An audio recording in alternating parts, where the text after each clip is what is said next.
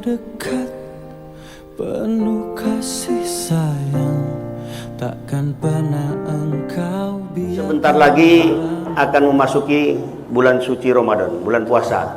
Ibadah Ramadan itu adalah ibadah yang banyak ditunggu-tunggu oleh umat Islam, karena begitu banyak fadilah yang Allah berikan. Oleh karenanya jangan sampai ibadah bulan suci Ramadan itu terkotori oleh hal-hal yang harusnya tidak perlu kita lakukan. Makanya di dalam bulan suci Ramadan itu yang dituntut adalah bagaimana kita memiliki sebuah kesabaran yang lebih dibandingkan ketika di hari-hari biasa.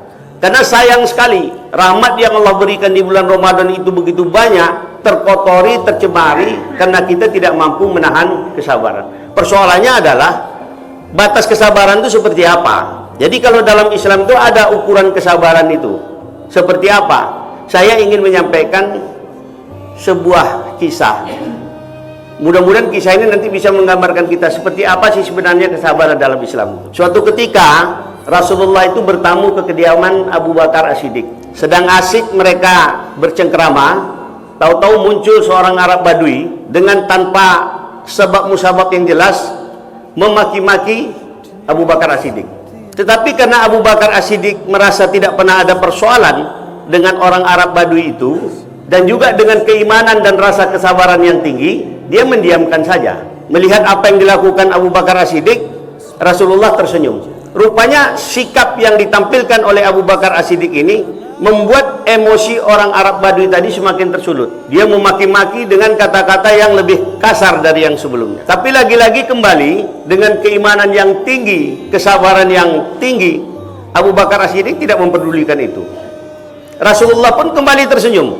Rupanya hal seperti itu bukannya menghilangkan kesabaran orang Arab Badui tadi, semakin tersulut emosinya sambil menunjuk-nunjuk ke wajah Abu Bakar As-Siddiq dan memaki dengan yang lebih keras. Rupanya sebagai manusia biasa, Abu Bakar As-Siddiq juga memiliki hawa nafsu yang tidak bisa menahan kesabarannya. Oleh karena itu, dia pun membalas apa yang dilakukan oleh orang Arab Badui tadi, sehingga akhirnya terjadilah perang mulut di antara mereka. Melihat kondisi itu, Rasulullah tanpa mengucapkan salam langsung meninggalkan mereka. Seakan-akan tersadar, tersentak Abu Bakar, terus dia mencoba mengejar Rasulullah.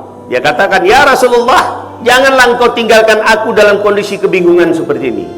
Kalau memang ada yang salah, tolong beritahu aku apa yang harusnya aku lakukan." Akhirnya Rasulullah mengatakan, "Wahai Abu Bakar, tahukah engkau ketika tadi pertama sekali orang Arab Badui itu datang memakimu, aku melihat kesabaranmu sungguh sangat luar biasa. Itu makanya aku tersenyum. Karena aku melihat dalam waktu yang bersamaan ribuan malaikat turun mendoakanmu kepada Allah." Begitu juga yang kedua, kata Rasulullah, ketika orang Arab Badui itu kembali memakimu dengan yang lebih keras, kau begitu sangat luar biasa menahan kesabaran dengan keimanan. Itu sebabnya aku kembali tersenyum, karena aku melihat jumlah malaikat yang turun juga lebih banyak mendoakanmu.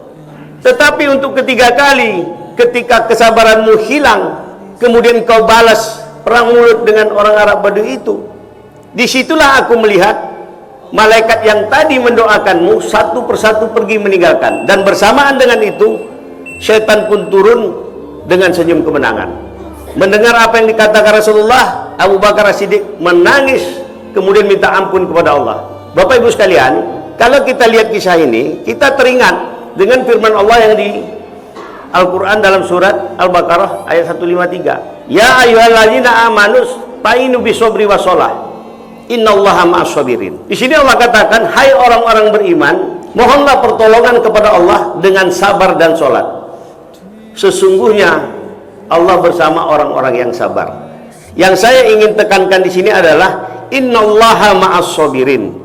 Sesungguhnya Allah bersama orang-orang yang sabar.